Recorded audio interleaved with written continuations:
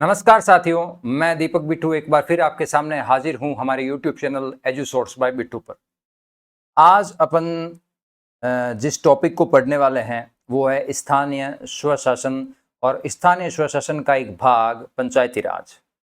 स्थानीय स्वशासन होता क्या है? देखिए, स्थानीय स्वशासन का मतलब होता है कि जो स्थानीय लोग हैं, कोई भी स्थान होता है, वहाँ के जो लोग होते हैं वो ही उस पर वहाँ पे शासन करें।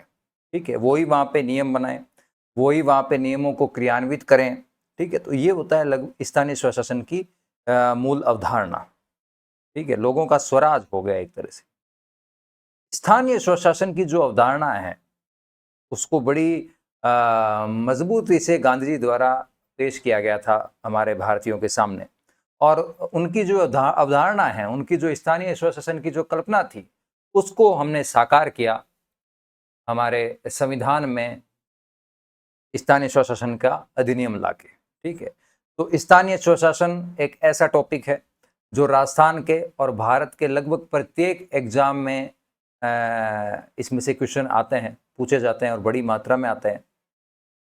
तो आज अपन स्थानीय स्वशासन का एक भाग है पंचायती राज, उसका संवैधानिक क्या आधार है, उसका संवैधानिक क्या स्थिति है, उसमें कौन कौन से अनुच्छेद हैं, उसका विस्तार से अध्ययन करेंगे और उनको समझेंगे अच्छी तरीके से, ताकि संवैधानिक मामले में, संवैधानिक परिप्रेक्ष्य में कोई भी क्वेश्चन अगर आपका पंचायती राज से आता है तो वो आप आराम से सॉल्व कर दें। ठीक है, चलिए शुरू करते हैं। स्थानीय स्वशासन। स्थानीय स्वशासन। ठीक है, स्थानीय स्वशासन में दो प्रकार के शासन आते हैं। एक शासन जो गांवों के लोग करें, गांवों में जो शासन चलता है। दूसरा शासन जो शहरों में चलता है। ठीक है, तो जो गांव में चलता है उसको कहते हैं पंचायती राज व्यवस्था। पंचायती राज। ठीक है, और जो चलता है हमारे शहरों में, ठीक है, उसको अपन कहते हैं जैसे नगरीय प्रशासन, जिसमें नगर पालिका हो गई, नगर निगम हो गई, ये सब इसके अंडर में आते हैं। ठीक है, तो आज अपन जो अध्ययन करेंगे वो करेंगे केवल और केवल पंचायती राज का। ठीक है, केवल और पंचायती राज का। अब बात करते हैं कि ये पंचायती राज जो है, ठीक है, पंचायती राज की जो अवधारणा है, पंचायती राज का जो अधिनियम है, वो क्या संविधान में स्टार्टिंग से ही था, शुरुआत से ही था क्या संविधान में?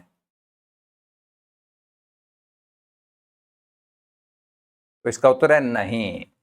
हमारे संविधान में, जो कि 26 जनवरी 1950 को लागू हुआ, उसमें पंचायती राज नाम का कोई भी अनुच्छेद नहीं था। ठीक है, तो सिर्फ पंचायती राज तो बहुत ही इंपॉर्टेंट है हमारे, अगर राजनीतिक संदर्भ में देखें, प्रशासनिक संदर्भ में देखें, तो फिर ये क्यों नहीं था? तो कितना साल लगा? तो इसको आने में लगभग लगभग कितने साल लग गए संविधान बनने के? लगभग 42 साल लग गए। लगभग कितने? 42 साल लग गए। ठीक है, और 1992 में 1992 में हमारा 73वां संविधान संशोधन हुआ।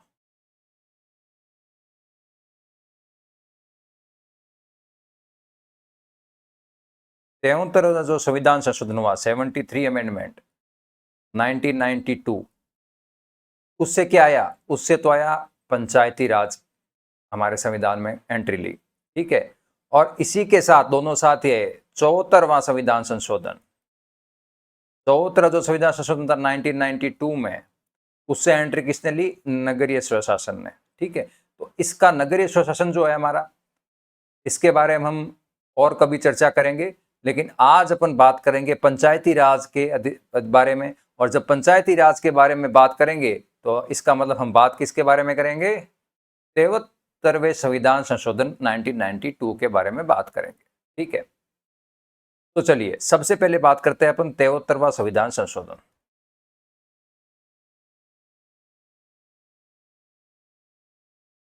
73वां जो संविधान संशोधन था मेरे दोस्तों, जैसे ही ये संविधान संशोधन है वो हुआ, तो इसके पूर्ण होने के साथ ही संविधान के अंदर दो भाग जुड़ गए। कितने भाग जुड़ गए? दो भाग जुड़ गए। दो चीजें हैं वो संविधान में जुड़ गई। एक तो जुड़ गई आर्टिकल नंबर, सॉरी, भाग नंबर 9 में। हाँ, एक तो जुड़ गया भाग नंबर 9 में, आर्टिकल नंबर 243 से 243 ओ। एक तो ये पार्ट जुड़ गया संविधान में, ठीक है। और एक जुड़ गई अनुसूची,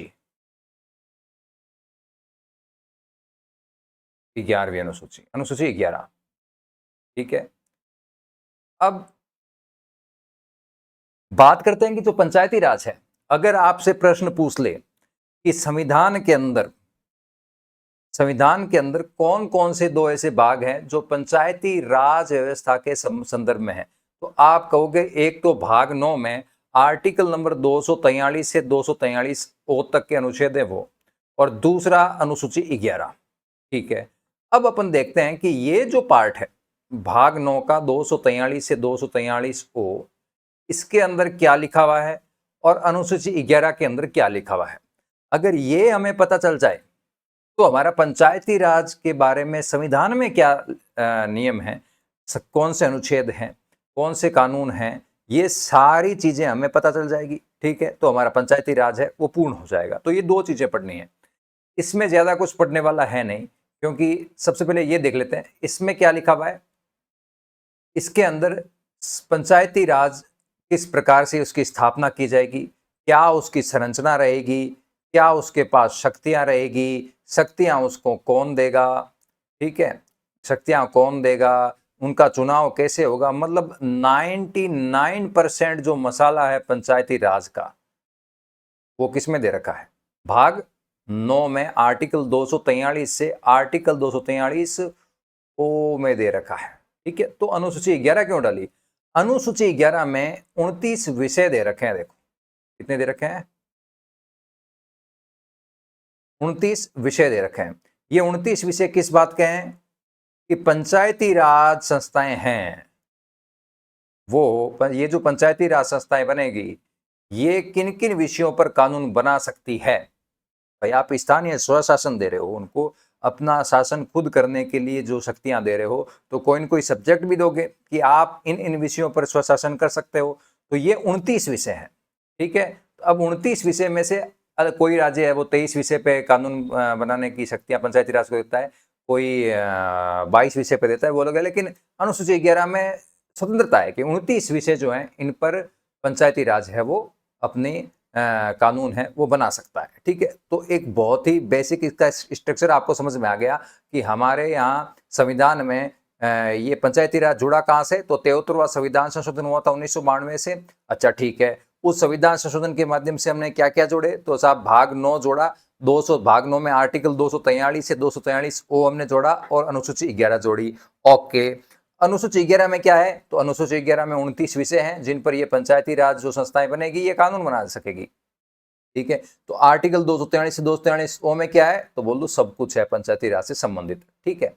तो इसमें ज्यादा पढ़ने लायक नहीं है, आप अनुसूची 11 गूगल पर सर्च करना, उसमें देखना कि कौन कौन से ऐसे 29 विषय हैं जिन पर पंचायती राज कानून बना सकती है, ठीक है। हमारे लिए पढ़ने के लिए ये इंपॉर्टेंट है, ठीक है। आर्टिकल 243 से 243 ओ तक अगर ये हमने पढ़ लिए तो मैं आपको गारंटी देता हूं कि पंचायती राज से कोई भी प्रश्न अगर आपके एग्जाम में आता है, एलडीसी से लेके आरएएस तक, और कोई भी जो एग्जाम हो, ठीक है, पटवारी का होता है, वीडियो का होता है, कोई भी एग्जाम, अखिल भारत स्तर पर कोई भी एग्जाम हो, अगर इस पोर्शन में क्वेश्चन आएगा तो आप आराम से कर देंगे। लेकिन इसको हमें पढ़ना विस्तार से है, क्योंकि अब जो प्रश्न की जो वैरायटी ऑफ क्वेश्चन आता है वो बहुत खतरनाक आने लगे हैं। यानी वो बिल्कुल भी सामान्य क्वेश्चन नहीं आता, ऐसा नहीं आता कि ये कौन सा संविधान संशोधन हुआ था 92 में, इस आर्टिकल में क्या लिखा हुआ है, नहीं, आपको अंदर से पूछेंगे वो क्वेश्चन एक एक उठा के। तो चलिए अपन इसको थोड़ा गहराई से पढ़ते हैं, ठीक है। तो हमें पढ़ना क्या है, भाग 9 में पंचायती राज से संबंधित आर्टिकल 243 से 243 ओ। ठीक है, अपन सबसे पहले तो एक क्वेश्चन जो आ चुका है वो पढ़ता हूं, इससे आपको पता चलेगा कि किस प्रकार के प्रश्न आते हैं। आपको ये बताना था कि पंचायती राज से संबंधित कितने अनुच्छेद भाग 9 में आर्टिकल 73 संविधान संशोधन के तहत जोड़े गए थे, ये प्रश्न था। तो देखने में लगता है कि आर्टिकल 243 से 43 ओ यानी ABCDFGHIJKLMNO यानी 15 आर्टिकल देखने में लगता है ना, 15 आर्टिकल, लेकिन नहीं, इसमें 15 भी ऑप्शन था और बाकी भी ऑप्शन, लेकिन लगभग लोगों ने 15 किया था, जो कि गलत था। इसका सही उत्तर था 16। ठीक है, तो 16 आर्टिकल कैसे हो गए पंचायती राज में, वो देखिए आप। भाई एक तो इसमें आर्टिकल है 243, खुद ध्यान रखना, पूरा प्योर शुद्ध, कुछ आगे जुड़ा नहीं, कुछ पीछे नहीं जुड़ा। ठीक है, एक आर्टिकल तो ये है जुड़ा के इसमें, प्लस 15 आर्टिकल और जोड़े गए, वो थे उपनाम सहित 243 ए से 243 ओ तक। ठीक है, तो ये सब थे। ठीक है, तो कुल मिलाकर 16 अनुच्छेद हैं वो पंचायती राज में जोड़े गए हैं। ठीक है, ये नॉलेज आपको पता चल गई, ये पूरा समझ में आ गया कि भाग 9 में हमें कितने अनुच्छेद पढ़ने हैं, 16 अनुच्छेद। ठीक है, अगर हम ये 16 आर्टिकल पढ़ लेंगे तो हमारा पंचायती राज का जो संवैधानिक परिप्रेक्ष्य है वो कंप्लीट हो जाएगा। संविधान के अनुसार क्या क्या उपबंध किए गए हैं वो हमें पता चल जाएंगे। ठीक है, तो चलिए एक एक अनुच्छेद उठाते हैं, एक एक अनुच्छेद के बारे में विस्तार से चर्चा करेंगे। कुछ अनुच्छेद बहुत ज्यादा महत्वपूर्ण है और कुछ है वो ज्यादा महत्वपूर्ण नहीं है, वो भी मैं आपको बता दूंगा। ठीक है, सबसे पहला बात करते हैं, 16 अनुच्छेद होंगे। सबसे पहला आर्टिकल नंबर प्योर 243, ना ए और ना बी ना सी डी।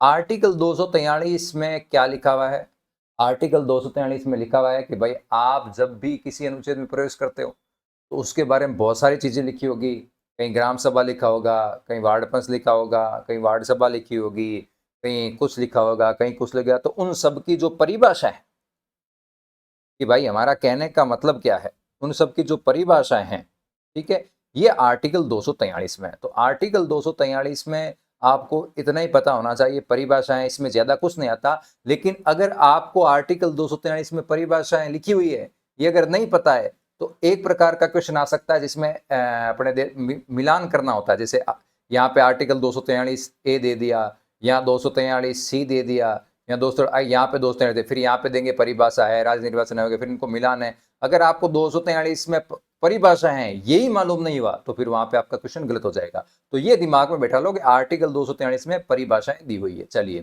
तो पहला अनुच्छेद हो गया क्लियर।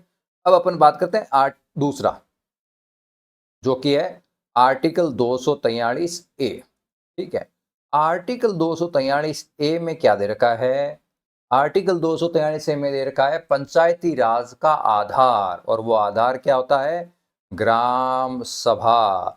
अगर ग्राम सभा ना हो तो ना तो पंचायती राज में कोई स्वशासन हो और ना ही कोई आधार। ग्राम सभा ही होती है जो प्रत्येक प्रस्ताव को मंजूर करती है, सारा काम ग्राम सभा पर टिका होता है, समझ गए ना।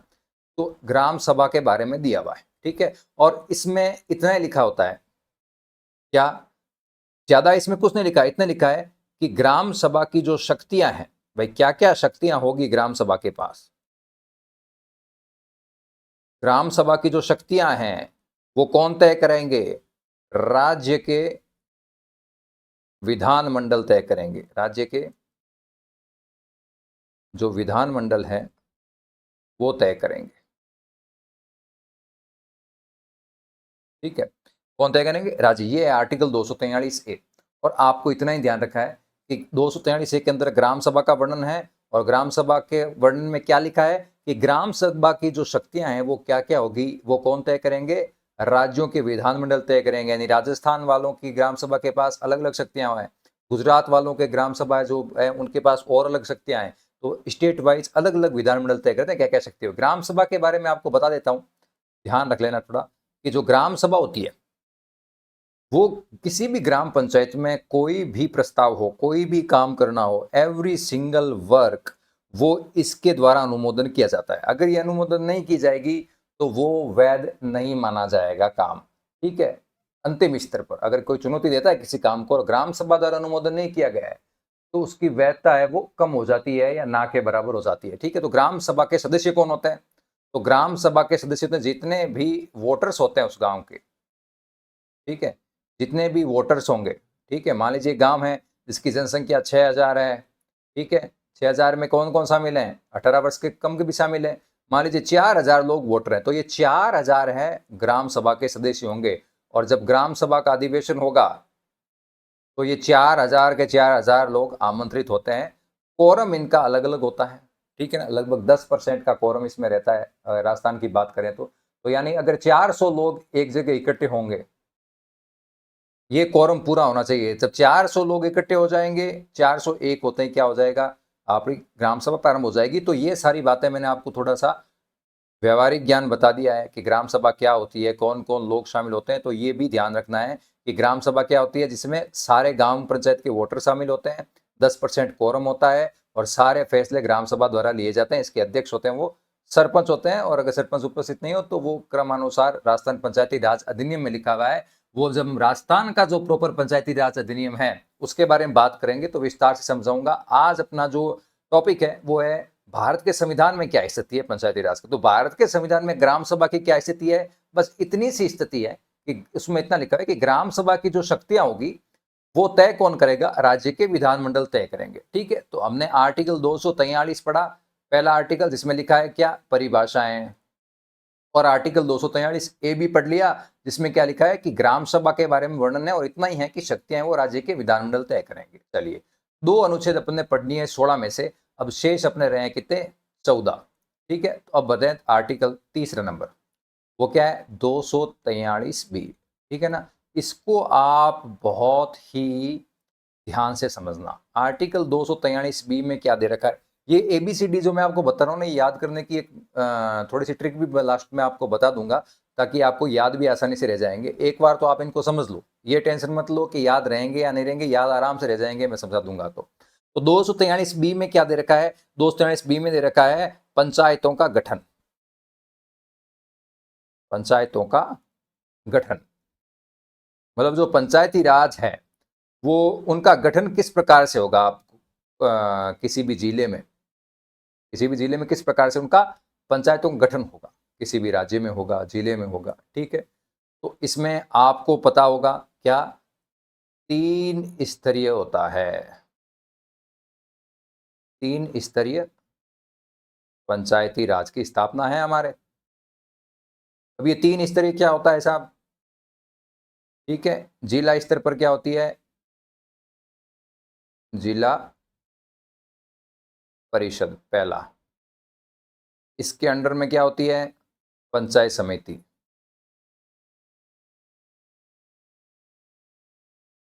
ओके, फिर इसके अंडर में क्या होती है? ग्राम पंचायत, ठीक है। जिला परिषद, पंचायत समिति और ग्राम पंचायत, ठीक है। ये 3 स्तरीय पंचायती राज है, उसकी गठन किया गया है, ठीक है। तो आर्टिकल 243 बी में स्पष्ट रूप से लिखा है कि हमारे देश में 3 स्तरीय पंचायती राज की स्थापना की जाएगी, ठीक है। एक जिला परिषद होता है, एक पंचायत समिति है, एक ग्राम पंचायत होता है। ये हमारे राजस्थान के नाम है, बाकी अलग अलग जगहों में अलग अलग नाम से, जैसे जिला नॉर्थ ईस्ट में जाओगे तो वहां पे इनको जिला पंचायत ही कहते हैं, ठीक है, और इनका अलग नाम होता है। तो कुल मिला के दिमाग में ये बात बैठा लो कि जो आर्टिकल 243 बी है उसके अंदर क्या है? पंचायतों का गठन है, और वो कैसा है? 3 स्तरीय पंचायती राज की स्थापना हमारे देश में की गई है। चलो, अब 243 में के 2 इसमें उपबंध है, ठीक है।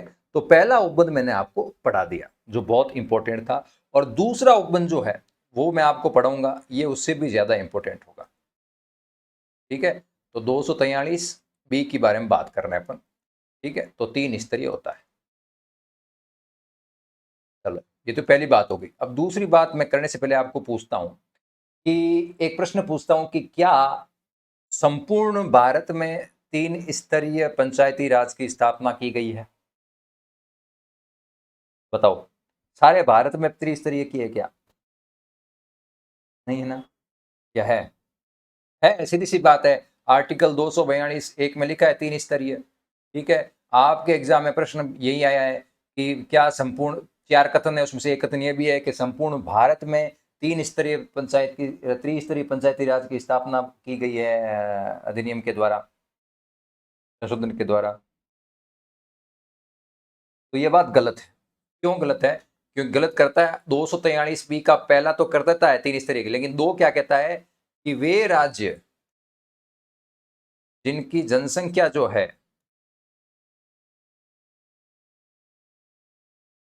20 लाख से कम है,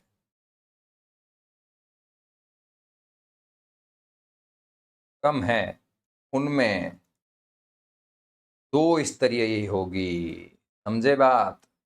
कितनी होगी? 2 स्तरीय ही होगी। यानी जो राज्य जिन जिनकी जनसंख्या 20 लाख से कम है, उसके अंदर एक तो जिला परिषद होगी और एक ग्राम पंचायत होगी। बेचारी जो पंचायत समिति है, पीएस पंचायत समिति, उसको उड़ा दिया जाएगा। ठीक है, तो देखिए हमने क्या पढ़ा, आर्टिकल 243 में क्या पढ़ा, परिभाषाएं।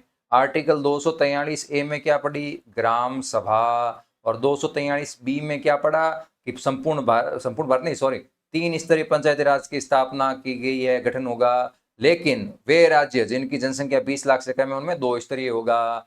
ठीक है, तो अब इसमें से आपके क्वेश्चन आ सकता है कि कौन कौन से ऐसे राज्य हैं जिनमें 2 स्तरीय है। राजस्थान है क्या? नहीं, राजस्थान कैसे होगा?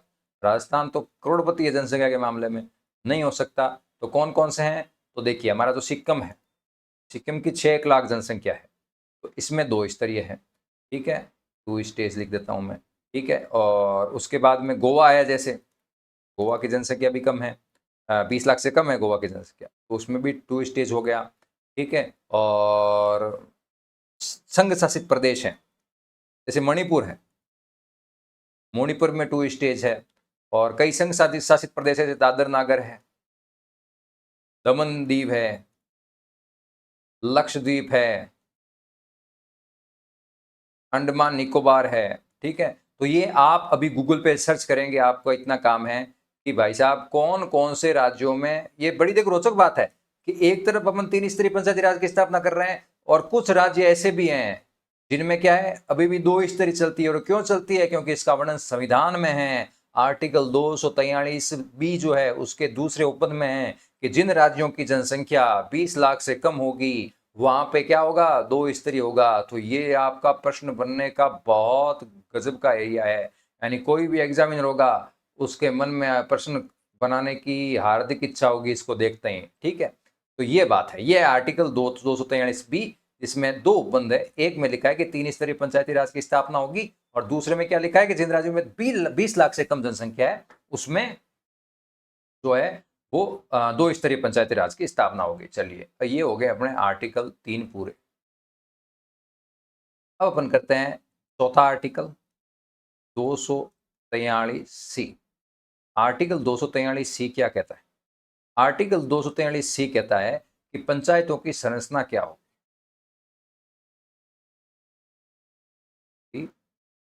संरचना क्या होगी। ठीक है, अब इसमें संरचना में क्या बताया गया है कि भैया चुनेंगे कैसे, मूल रूप से भाई चुनेंगे कैसे, उसके बारे में बताया गया। ठीक है, अब चुनना किसको है?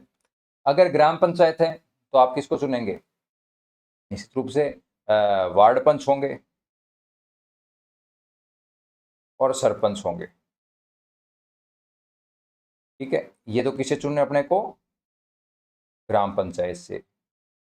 अगर पंचायत समिति का चुनाव हो गए तो उसमें कौन से होंगे? एंग हो गए पंचायत समिति सदस्य, और ये पंचायत समिति सदस्य के बाद एक चुना जाएगा उसका प्रधान। ठीक है, ये चुनाव हो गए पंचायत समिति के। ठीक है, ये तो गांव में होते हैं। आप अगर शहर में रहते तो आपको नहीं पता होगा, लेकिन गांव वालों को सबको पता है, जो ग्रामीण वासी उनको सबको पता है क्या, कि ये सारे चुनाव में वो भाग ले चुके होते हैं। ठीक है, फिर जिला परिषद स्तर की बात करें तो जिला परिषद के सदस्यों का चुनाव होता है, सदस्य का चुनाव होता है। फिर जिला परिषद का जो अध्यक्ष होता है उसका चुनाव होता है।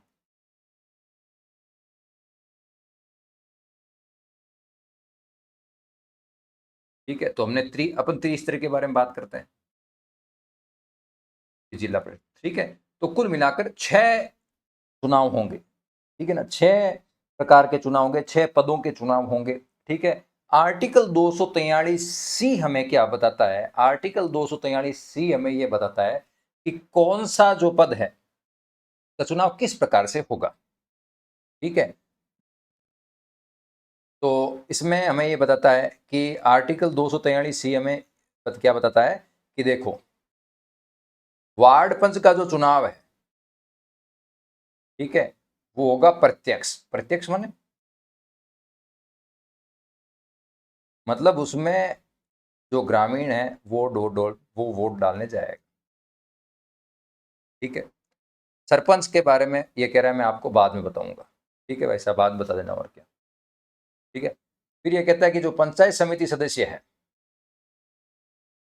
ये भी चुना जाएगा प्रत्यक्ष रूप से, यानी अपने जो ग्रामीण हैं वो वोट डालने जाएंगे, ग्रामीण बंधु। जिला परिषद का जो सदस्य है वो भी कैसे चुना जाएगा? प्रत्यक्ष रूप से। ये लिखा हुआ है 243 में। ठीक है, ठीक है, बहुत बढ़िया बात है। फिर जिला परिषद का जो अध्यक्ष है ये चुना जाएगा अप्रत्यक्ष रूप से। अप्रत्यक्ष रूप से मतलब ये जो जिला परिषद के सदस्य हैं ये सारे मिलके किसका चुनाव करेंगे? जिला परिषद के सदस्य का करेंगे। प्रधान कैसे चुना जाएगा? अप्रत्यक्ष रूप से, यानी कोई ग्रामीण इनको वोट डालने नहीं जाएगा। ये जो पंचायत समिति सदस्य चुने हुए हैं ये ही अपने में से किसी एक को प्रधान चुन लेंगे। चलो ठीक है, तो इसका मतलब 243 में ये भी लिखा हुआ होगा कि जो सरपंच साहब हैं ये भी क्या चुने जाएंगे?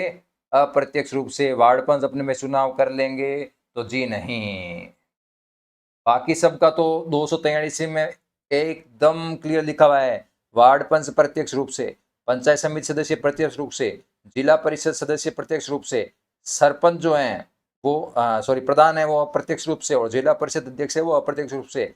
लेकिन सरपंच कैसे चुने जाएंगे? सरपंच कैसे चुने जाएंगे? कैसे चुने जाएंगे? इसके बारे में 243 सी कहता है कि भाई साहब राज्यों के विधानमंडल तय करेंगे। राज्यों के विधानमंडल तय करेंगे। ये संविधान संसद तय नहीं करेगी, ना संविधान कुछ कहेगा। संविधान को जो कहना था, मैं संविधान कहता है कि मैंने ये सब कब आपको बता दिया, वार्ड पंच का बता दिया, पंचायत समिति का बता दिया, प्रधान का बता दिया, जिला परिषद के सदस्य अध्यक्ष का बता दिया, लेकिन सरपंच कैसे चुना जाएगा इसकी जो विधि है इसका उपबंध कौन करेगा? राज्यों के विधानमंडल तय करेंगे कि वहां के सरपंच हैं वो किस प्रकार से चुने जाएंगे या किस प्रकार से नहीं चुने जाएंगे। ठीक है, ये आर्टिकल 243 सी है। आपको समझ में आ गया होगा पंचायतों की संरचना के बारे में। ठीक है, अब अपन बात करते हैं आर्टिकल 243 डी के बारे में। मैं एक बार चार्जर लगा लेता हूं लैपटॉप का।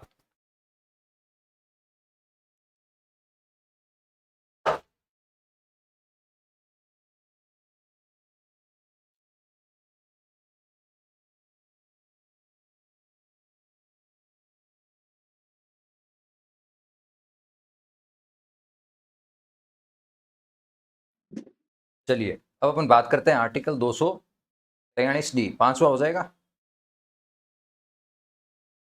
243 डी के बारे में। ठीक है, डी क्या होता है? एक तो मेरा नाम है दीपक, दूसरा क्या होता है? दो। दो क्या? दो जनता क्या मांगती है? भारत में जनता मांगती है आरक्षण, सीधी सी बात है। तो डी से क्या हो जाएगा? हमें दो, क्या दो? आरक्षण दो। तो पंचायती राज में जो आरक्षण के प्रावधान है वो कहाँ है? आर्टिकल 243 डी में है।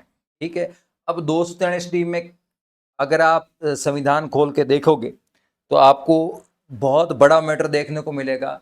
मैं उस मैटर को आपको एकदम आसानी से सॉल्व करके और बहुत ही अच्छी तरीके से मैं आपको बता देता हूं, आप समझ लेना इसको। ठीक है, जब भी पंचायती राज में आरक्षण की बात होती है, यानी इसकी सीटों के बारे में आरक्षण की बात करते हैं। इसके बारे में बात करते हैं, सीटों के बारे में। चुनाव जैसे वार्ड पंच में सीटें आरक्षित होगी, सरपंच की सीटें आरक्षित होगी, प्रधान की सीटें आरक्षित होगी। तो तीनों स्तर में तीनों स्तर में की बात करते हैं। ठीक है, आरक्षण किसको दिया जाता है आपको पता है? एससी को देंगे भारत में, और किसको देंगे? एसटी को देंगे, और किसको देंगे? महिला को देंगे। ठीक है, एक और आरक्षण है इसको, ओबीसी को। ठीक है, तो ये 4 प्रकार के आरक्षण की बात आर्टिकल 243 डी में की गई है। इसको आप अच्छी तरीके से समझ लेना। ठीक है, आर्टिकल 243 में डी में आरक्षण के 4 तबकों की बात की गई है समाज के, एससी, एसटी, ओबीसी और महिला की। अब पंचायती राज में किस किस के लिए कितने कितने आरक्षण का प्रावधान किया गया है वो बता देता हूं। एससी और एसटी, इनके बारे में आर्टिकल 243 डी कहता है कि साहब जनसंख्या जो आपकी है ना, जनसंख्या के अनुपात में आरक्षण दे देना। ठीक है, ओके। और महिलाओं के लिए, चलो ओबीसी के लिए, ओबीसी का लफड़ा हम मोल नहीं देते, संविधान कहता है तो ये राज्य के विधानमंडल तय करेंगे, ये राज्य के विधानमंडल तय कर लेंगे। ठीक है, फिर संविधान से पूछा, संविधान जी फिर महिलाओं के लिए आरक्षण का क्या प्रावधान कर रहे हो आप? उनका हम महिलाओं के लिए कर रहे हैं 1/3। ठीक है, बस ये समझ लो आप। पंचायती राज में आरक्षण की व्यवस्था आर्टिकल 243 डी करता है, और आर्टिकल 43 जो डी है उसमें आरक्षण के तीनों जो स्तर है, चाहे पंचायत समिति हो, चाहे जिला परिषद हो, चाहे ग्राम पंचायत हो, तीनों में आरक्षण का प्रावधान है। और आरक्षण दिया कैसे जाएगा? इन 4 तबकों को दिए जाने का प्रावधान आर्टिकल 243 डी में है। एससी, एसटी, ओबीसी और महिला। एससी और एसटी को कैसे देंगे? जनसंख्या के अनुपात में देंगे। ओबीसी को कैसे देंगे? राज्य विधानमंडल वो तय करेगा कि कितना क्या आरक्षण देना है, ये संविधान तय नहीं कर रहा। महिलाओं का संविधान ने तय किया कि हम इनको 1/3 आरक्षण देंगे। ठीक है, अब मैं आपको समझा देता हूं, ये चीज आप अपने दिमाग में छाप लो, फिर अपना अगली स्लाइड में आपको बताता हूं कि कैसे करेंगे। ठीक है, 243 डी के बारे में बात कर रहे हैं, इसमें आरक्षण का प्रावधान है। ठीक है, तो एससी, एसटी और ओबीसी की तो राज्य विधान करेंगे, तो मैं एक बार इसमें महिला को ले लेता हूं सिर्फ। ठीक है, ये दोनों हैं, ये जनसंख्या का अनुपात के आधार पर होंगे, और महिला का आ गया वो 1/3 होगा। ठीक है, और 1/3 में इंक्लूड है एससी और एसटी और ओबीसी भी। ठीक है, एक और ओबीसी को अपन थोड़ा मैं समझाने के हिसाब से बता रहा हूँ आपको, एक बार इनको लेते हैं। ठीक है, 243 डी में क्या गया, मान लीजिए कोई गांव है, ग्राम पंचायत है, उसकी जनसंख्या मान लीजिए 9,000 है। ठीक है, अब मैं बता रहा हूँ, अब मान लीजिए आपको बोले कि इसमें सीटें आरक्षित करनी है साहब, तो मैं सीटें आरक्षित कैसे करूंगा? मैंने देखा कि 9,000 ग्राम पंचायत की जनसंख्या है, और सीटों का आरक्षण के बारे में वर्णन कहाँ है? तो यार मैंने तो पढ़ा था, सीटों के आरक्षण का वर्णन है वो आर्टिकल 243 डी में है। मैंने संविधान खोला, उसमें लिखा हुआ है कि एससी एसटी को तो जनसंख्या के अनुपात में बांटना है और महिलाओं को 1/3 करना है। ओके, तो मैंने देखा कि भाई साहब इसमें जनसंख्या अनुपात क्या है। जब मैंने इसकी जनसंख्या देखी तो मेरे को पता चला क्या, इस गांव में एससी है कितने, 3,000। एसटी कितने हैं? एसटी भी 3,000 थे, और अदर्स कितने थे? वो भी 3,000 थे। ठीक है, तो ये मेरे को पता चल गया कि 1/3 ये हैं गांव में, 1/3 ये हैं गांव में, और बाकी अदर्स हैं। ठीक है, तो मेरे को ये पता चल गया कि जनसंख्या के अनुपात की अगर मैं इस गांव में देखूंगा तो मेरे को 1/3 इसमें बांटने पड़ेंगे। ठीक है, चलिए, तो मैंने क्या किया, मान लीजिए 9 ही वार्ड पंच है इसमें। आप वार्ड पंच कितने हैं? 9 वार्ड पंच है। तो मैं क्या करूंगा कि एससी जो है, एससी के कितने हो जाएंगे, यानी 3 वार्ड पंच हैं, सीटें एससी के लिए आरक्षित हो जाएगी। 3 वार्ड पंच की सीटें हैं वो एसटी के लिए आरक्षित हो जाएगी, और बाकी के 3 अदर्स की होगी। ठीक है, अब देखो, ये 3 एससी, 3 एसटी और 3 अदर्स। अब बात करते हैं कि महिलाओं का आरक्षण कहाँ गया फिर। चलो, महिलाओं की कितनी होनी चाहिए? महिलाओं को भी 1/3 आरक्षण मिलेगा, यानी 3 सीटें होंगी किसके लिए? महिलाओं के लिए होगी। अब मैंने आपको बताया था कि एससी एसटी में भी फिर महिलाओं का आरक्षण करना है। अब ये 3 सीटें हैं ना, अब इस 3 का भी 1/3 क्या होगा? महिलाएं होगी। यानी एक तो आपको रखनी पड़ेगी वुमेन, फीमेल, और 2 आप मेल रख लो इसमें एससी के। फिर इसमें भी 1/3 वुमेन कर दो, 1 फीमेल और 2 मेल। ओके, अब इन 3 अदर्स का क्या करें, सीटें इनको कैसे बांटे? तो देखो एससी कुछ नहीं मांग रहे, ऐसे क्या लोसा, हमें तो हमारे 3 सीटें मिल गई। ठीक है, एससी में से भी महिला की एक हमने कर दी। ठीक है, ये 3 एसटी थे, इन्होंने कहा हमें तो हमारी 1/3 मिल गई, क्योंकि हम जनसंख्या अनुपात में 1/3 थे, और महिलाओं को तो 1/3 ही देनी है, चाहे जनसंख्या अनुपात में कितनी कम हो या ज्यादा हो, तो हमने 1 फीमेल दे दी। ठीक है, अब महिलाओं का आरक्षण भी पूरा नहीं हुआ, महिलाओं को भी 1/3 चाहिए। ठीक है, तो महिलाओं को 9,000 का 1/3 क्या होगा, मतलब 9 वार्ड पंच है, सॉरी 9 वार्ड पंच का 1/3 क्या होगा, 3 सीटें महिलाओं की भी होनी चाहिए। तो इसमें भी क्या हो जाएगी, 3 अदर्स में भी एक आपको मिनिमम है वो फीमेल को देनी पड़ेगी, बाकी आप 2 मेल को दे दो। ठीक है, तो कुल मिलाकर बात इतनी सी है मेरे भाई कि एससी और एसटी को तो जनसंख्या के अनुपात में देना है, जनसंख्या के अनुपात में दे आरक्षण मिलेगा, और जो महिला है उसको किस में मिलेगा, फीमेल लिख देता हूं, मेल फीमेल।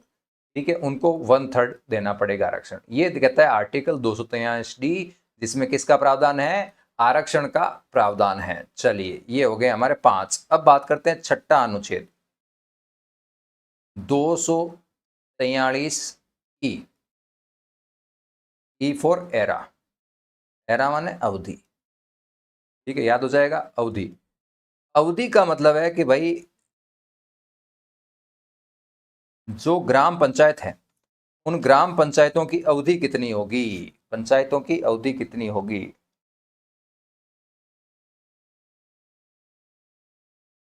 अवधि कितनी होगी, बताओ कितनी होगी, तो आपको पता होगा 5 वर्ष। ठीक है, 5 वर्ष। ठीक है, ये तो बात थी आज से 10 साल पहले जो प्रश्न पूछे जाते थे ना, उसमें ऐसे आसान से प्रश्न आते थे कि अवधि कितनी होती है, 5 साल। लेकिन अब प्रश्न क्या आएंगे, क्योंकि इसमें 3 चीजें और है। पहली चीज क्या है, ये अवधि जो है 5 साल कहां से कहां तक होगी, चुनाव हो गया, मान लीजिए 1 तारीख को चुनाव हुआ, 1 जनवरी 2025 को चुनाव हुआ, तो इसका कार्यकाल कहां तक होगा, आप कह दोगे जी इसका कार्यकाल तो होगा 1 जनवरी 2030 तक। लेकिन ये गलत है, क्यों, क्योंकि जो 243 है उसमें स्पष्ट लिखा है कि ये जो 5 साल का जो कार्यकाल है ना जी, ये 5 साल का कार्यकाल जो पहली बैठक होगी पंचायत की, पंचायत में मीटिंग्स होती है पाक्षिक, 15 दिन में एक होती है, 5 और 20 को प्रत्येक महीने की। ठीक है, तो अब बताओ, अब कार्यकाल 5 वर्ष कितना होगा, तो आप कहोगे, मान लीजिए मैं आपको प्रश्न पूछता हूं कि एक फलानी ग्राम पंचायत है, ठीक है, ग्राम पंचायत ए का चुनाव है, सरपंच और सरपंच का चुनाव है, वो 1 जनवरी 2025 को चुने गए। ठीक है, उनकी पहली बैठक है वो मान लीजिए 5 तारीख को हुई, या हो सकते 6, अपन 5 तारीख को मानते हैं, 5 जनवरी को हुई। तो अब बताइए कि निम्न में से कौन सी तारीख तक का उनका कार्यकाल रहेगा, तो आप लिख के आओगे 5 जनवरी 2030 तक उनका कार्यकाल रहेगा, ना कि 1 जनवरी 2030। तो आर्टिकल 243 में क्या लिखा है, 2 बातें बड़ी लिखी है, 3 बातें होगी। पहला तो कार्यकाल 5 वर्ष होगा, दूसरी बात है कि जो कार्यकाल होगा, ठीक है ना, ये पहली जो बैठक होगी वहां से चालू होगा गिनना, गिना जाना। ठीक है, तीसरी बात क्या है, तीसरी बात है कि अगर मान लीजिए कोई पंचायत विघटित हो गई, पंचायत विघटित मतलब कोई भी सीट हो सकती है विघटित, क्या हो सकता है, पूरी पंचायत विघटित हो जाए। ठीक है, मान लीजिए कोई सरपंच है, सरपंच साहब की डेथ हो गई, तो 6 माह के अंदर अंदर आपको चुनाव करवाने पड़ेंगे। ऐसा नहीं है कि आप आराम से 1 साल तक नहीं करवाए, नहीं, 6 माह के अंदर अंदर आपको ये अवधि दी गई चुनाव करवाने की। ओके, मान लीजिए अपन इसी के बारे में बात करते हैं, ठीक है, 1 जनवरी वाले के बारे में। मान लीजिए 1 जनवरी को चुनी गई, और 3 जनवरी, मान लीजिए 1 जनवरी को ही, 5 जनवरी से मान लें, 5 जनवरी 2027 को डेथ हो गई सरपंच की, या फिर पंचायत विघटित हो गई पूरी, नहीं, नए चुनाव हुए। अब बताओ पंचायत का कार्यकाल कहां तक होगा, क्या 5 जनवरी 2030 तक की होगा क्या, या फिर 5 साल होता है इसका तो कार्यकाल, इसके बारे में आपको थोड़ा बता देता हूँ। ठीक है, तो अपन पढ़ते हैं 243 ई, जिसमें क्या है अवधि के बारे में। तो अवधि मैंने आपको 2 चीज़ें बताई। पहली चीज़ क्या, 5 वर्ष होता है। 5 वर्ष कहाँ से होती है, तो पहली बैठक से 5 वर्ष मानी जाती है। ठीक है, अगर विघटन पहले हो गया है पंचायत का, पहले विघटन हो गया है तो 6 माह में चुनाव करवाना पड़ेगा आपको, चौथी बात। और चौथी बात क्या है, सबसे इंपॉर्टेंट बात है कि जो विघटन के बाद में, विघटन हो गया, विघटन के बाद, ठीक है, चुनी गई, समय पूर्व, 5 साल की अवधि थी ना, समय समय पूर्व चुनी गई पंचायत का जो कार्यकाल है वो 5 में से शेष बचे समय के लिए होगा। समझे? ये जो चौथा फैक्टर है, 4 बातें देखिए, 243 ई है, उसमें 4 बातें हैं। 5 वर्ष का कार्यकाल होगा, पहली बैठक से कार्यकाल शुरू माना जाएगा, विघटन अगर पहले हो गया, समय से पहले विघटन हो गया है तो 6 माह में चुनाव कराने जरूरी है, और विघटन के बाद में समय से पूर्व जो चुनी गई नई पंचायत है उसका कार्यकाल 5 में शेष बचे समय के लिए होगा। कैसे? आज मैं आपको बताता हूँ। आर्टिकल 243 तो ई है, उसके बारे में चौथी बात है उसके बारे में। ठीक है, मान लीजिए आज, मान लीजिए अपना संसद है, उसमें अविश्वास प्रस्ताव लाया जाता है कि साहब हमें मोदी जी की जो सरकार है वो अब उसका बहुमत नहीं रहा, मोदी जी का बहुमत नहीं है, तो क्या हो, सरकार गिर जाएगी, यानी मोदी जी है वो प्रधानमंत्री नहीं रहेंगे।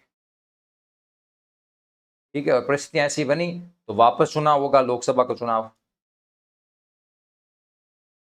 मान लीजिए 2026 में ऐसा हुआ, मान लो लोकसभा का चुनाव क्या होगा, वापस होगा। और जब लोकसभा चुनाव 2026 में वापस होगा, मान लीजिए मोदी जी वापस पीएम बनते हैं, तो अब इनका कार्यकाल कहां तक होगा, 2026 से 5 साल तक, यानी 2031 तक होगा। होगा कि नहीं होगा? निश्चित होगा। लेकिन पंचायती राज में मान लीजिए, ठीक है, मान लीजिए श्याम सिंह जी हैं वो सरपंच बने, ठीक है, इनके खिलाफ 2000, ये भी 2024 में बने हैं मोदी जी के साथ ही, मान लो 2026 में इनके खिलाफ भी क्या लाया गया, अविश्वास प्रस्ताव लाया गया, और अभी ये सरपंच नहीं रहे, प्रस्ताव पास हो गया, सरपंच नहीं रहे, चुनाव वापस हुए। जब चुनाव वापस हुए 2026 में, तो मान लीजिए अब राम सिंह जी हैं वो क्या बन गए, नए सरपंच बन गए। जैसे राम सिंह जी नए सरपंच बन गए, ठीक है, लेकिन आर्टिकल 243 है भाई, हिसाब से तो इसके अनुसार देखें तो इनका कार्यकाल भी क्या होना चाहिए, 226 से 231, 5 वर्ष का होना चाहिए। लेकिन नहीं, ये जो 243 ई है, ये क्या कहता है, ये शेष बची अवधि के लिए होगा, जो पुरानी पंचायत थी उसकी, यानी 2024 से 2029 तक, 2026 से 2029 तक ही होगा, शेष बची अवधि के लिए होगा। ये आपका आर्टिकल 243 है वो पूर्ण होता है, आर्टिकल 243 ई है वो पूरा हो जाता है। ठीक है, आर्टिकल 243 ई छठा नंबर है, आर्टिकल 243 ई। इसके अंदर अपने क्या बातें पढ़ी, 4-5 बातें पढ़ी। पहली बात क्या पढ़ी, 5 वर्ष कार्यकाल होगा। कार्यकाल गिना कब से जाएगा, तो पहली जो पंचायत की बैठक होगी,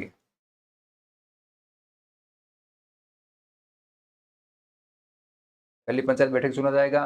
तीसरा क्या है कि अगर विघटन हो जाता है पंचायत का पहले ही, तो आपको 6 माह में चुनाव करवाने पड़ेंगे, और जब चुनाव हो गया हो और जो विघटन के बाद जो नई पंचायत बनी या कोई भी पद आया, तो वो ओनली शेष अवधि के लिए ही बनेगा। ये होता है आर्टिकल 243 ई, जो कि बहुत महत्वपूर्ण है। हालांकि आप संविधान देखोगे तो बहुत ज्यादा विस्तार बताए, लेकिन बता ये 4 ही बातें रखी है। ये 4 बातें अगर आपको पता चल गई तो आपको आर्टिकल 243 ई का सब कुछ पता चल गया है। ठीक है, ये हो गया छठा। अब बात करते हैं आर्टिकल 247 सातवां, आर्टिकल 247 एच के बारे में। एच माने हाउस टैक्स। ठीक है, आर्टिकल 247 एच क्या पावर देता है बताओ?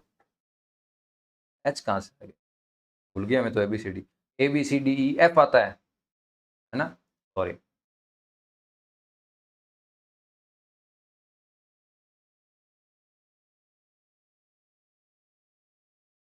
सातवां आर्टिकल 243 F। ठीक है, एफ में क्या दे रखी है? एफ में दे रखा है योग्यता। ठीक है, हमें फक्र किस पे होता है? हमारी योग्यताओं पे फक्र होता है ना। तो योग्यता के बारे में आर्टिकल 243 F में दे रखा है। अब योग्यता क्या दे रखी होगी? आपको लग रहा होगा कि साहब आरक्षण के बारे में इतनी पंचायती दे रखी है, और कैसे कैसे चुनाव होंगे उसके बारे में इतनी पंचायती है, इसकी अवधि क्या होगी 243 ई में, उसमें भी बहुत सारी अपने इंपॉर्टेंट उपबंध देखे तो इसमें भी होगा। लेकिन नहीं, ये बड़ा ही आसान है। इसमें साहब एक ही योग्यता दे रखी है, क्या? कि ये जितने भी ये पंचायत राज संबंधित जो जनप्रतिनिधि चुने जाएंगे, वार्ड पंच हो या सरपंच हो, 21 वर्ष है वो इनकी न्यूनतम आयु होगी। आयु होगी कितनी? 21 वर्ष है वो इसकी न्यूनतम आयु होगी, बस। संविधान ने कहा कि मैं तो आपको एक ही योग्यता के बारे में बता रहा हूं। तो संविधान जी, बाकी योग्यताएं, तो बाकी योग्यताओं कौन तय करेगा? राज्य के विधानमंडल तय करेंगे। मैंने तो अपना पीछा छुड़ा लिया, मैं तो ये कहता हूं। तो देखो, यहां से एक बहुत सुंदर प्रश्न बनता है, क्या? कि आर्टिकल 243F में,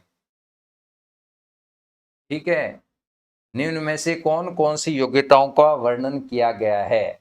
ठीक है, तो वहां पे देगा आयु 21 वर्ष होनी चाहिए, 8वीं पास होना चाहिए, ठीक है, और किसी भी क्या है लाभ के पद पर कार्य नहीं होना चाहिए, ऐसे 5 दे दिया। फिर आपको ऑप्शन दे देंगे, क्या 1 2 3, केवल 2, केवल 4, या 2 या 3, कुछ भी दे देंगे। तो आपको ये अगर पता है कि संविधान की अगर बात करें तो उसमें सिर्फ और सिर्फ एक ही योग्यता के बारे में कहा गया है, वो कौन सी है? कि बस न्यूनतम आयु 21 वर्ष होनी चाहिए, बाकी सारी योग्यताएं राज्य विधानमंडल अपने आप तय कर लेंगे। ठीक है, ये क्या हो गया? आर्टिकल 243F सातवां आर्टिकल हो गया। हो गया ना, आर्टिकल नंबर 7। ठीक है, आर्टिकल नंबर 7 हो गया। चलिए, अब आर्टिकल नंबर 7 के बाद में चलते हैं आर्टिकल नंबर 8 में, 8वां नंबर। आर्टिकल 243F हो गया। एफ के बाद क्या होता है? जी। अब भाई साहब, फक्र हमें किस पे था? योग्यताओं पे था, तो हमने 243F कर दिया। और हमें घमंड किस पे होता है? जी फॉर घमंड। घमंड होता है शक्तियों पे। तो पंचायती राज की जो शक्तियां हैं उसका 243 में वर्णन है। और पंचायती राज की शक्तियां कहाँ हैं? मैंने अभी स्टार्टिंग में आपको बताया था, अनुसूची अनुसूची 11 में 29 विषय हैं जिन पर पंचायती राज शक्तियां बना सकता है, बस यही यहाँ लिखा है। और इनमें से कौन कितने विषयों पर पंचायती राज है, ग्राम पंचायतें हैं, ये कानून बना सकेगी, ये कौन तय करेगा? राज्य विधानमंडल तय करेंगे। बस कितनी आसानी से हमारा पीछा छूट गया आर्टिकल 243(9) से, वरना सारी शक्तियां हमें संविधान में पढ़नी पड़ती। संविधान क्या कहता है? इसमें भी प्रश्न आ सकता है, देखो क्या, कि आर्टिकल 243G निम्न में से कौन कौन सी शक्तियां हैं वो पंचायती राज को प्रदान करता है? अनुसूचित 11 में वर्णित 29 विषयों पर राज्य एक उपबंध आ सकता है कि राज्य विधानमंडल तय करेंगे कि वो कौन सी शक्तियां होगी। ठीक है, और फिर 3 और 4 कथन दे देंगे आपको। लेकिन अगर आपको पता होगा कि इसमें 2 ही बातें हैं, क्या कि ये एक तो 11 अनुसूची में 29 शक्तियां दे रखी है, और 29 में से कितनी शक्तियां हैं वो पंचायती राज को सौंपनी है, ये राज्य विधानमंडल तय करेंगे। ठीक है, ये हो गया आर्टिकल नंबर 8। ठीक है, तो अपन ने कुल मिलाकर कितने आर्टिकल पढ़ लिए साहब? 243। 243 ए, बी, सी, डी, ई, एफ और जी। आज इतने आर्टिकल पढ़ेंगे, आधे हैं अपन वो कल या परसों में आपको मैं करा दूंगा, तो पूरा ये पंचायती राज होगा। 243 में हमने क्या पढ़ा? परिभाषाएं दे रखी है बस। 243 ए में क्या है? ग्राम सभा के बारे में वर्णन है, और ग्राम सभा के बारे में मैंने आपको बता दिया क्या होता है। लेकिन संविधान में क्या दे रखा है ग्राम सभा के बारे में? इतना दे रखा है कि इसकी जो शक्तियां हैं वो क्या क्या होगी, ये कौन तय करेगा? राज्य तय करेंगे। ठीक है। बी में क्या दे रखा है? इनका गठन। गठन में मैंने बताया दो उपबंध है। पहला कहता है 3 स्टेज पंचायती राज होगा। दूसरा वही इसका अपवाद कहता है, वो कहता है कि अगर 20 लाख से कम जनसंख्या है तो वहां पे 2 स्टेज होगा। चलिए, फिर अपन ने सी में संरचना पढ़ी। संरचना में हमने क्या पढ़ा कि बाकी जितने भी चुनाव हैं उनका वर्णन तो दे रखा है, चाहे वार्ड पंच हो, पंचायत समिति सदस्य हो, जेडपी हो, सबका दे रखा है प्रत्यक्ष अप्रत्यक्ष के बारे में। लेकिन अगर जहां सरपंच की बात है तो इसमें उपबंध दे रखा है कि सरपंच का कौन तय करेंगे? राज्य तय करेंगे। ठीक है। फिर दो आर्टिकल 243 डी, यानी दो क्या हमें आरक्षण के बारे में। तो आरक्षण के बारे में क्या है? SC, ST, OBC और महिलाओं, इनके आरक्षण की बात संविधान में की गई है। इसमें संविधान कहता है कि SC ST है, 243 डी कहता है SC ST का तो जनसंख्या के अनुपात में आरक्षण दे दो, जितने अनुपात में है उतने अनुपात में दे दो। महिलाओं के बारे में कहा है कि 1/3 सीटें इनके लिए आरक्षित होगी। ओबीसी का कौन तय करेंगे? राज्य तय करेंगे। ये 243 डी हो गया। 243 ई यानी एरा, एरा यानी अवधि। अवधि का मैंने आपको बता दिया क्या कि 5 साल अवधि होगी। शुरुआत कहां से होगी? पहली बैठक से शुरुआत होगी पंचायत की। ठीक है। और विघटित होगी तो 6 माह में आपको चुनाव कराने पड़ेंगे, और जो नहीं आई उसका कार्यकाल होगा शेष अवधि के लिए। ठीक है। फिर 243 एफ, एफ में क्या आता है? योग्यताएं। तो योग्यता में सिर्फ एक योग्यता दे रखी है, क्या?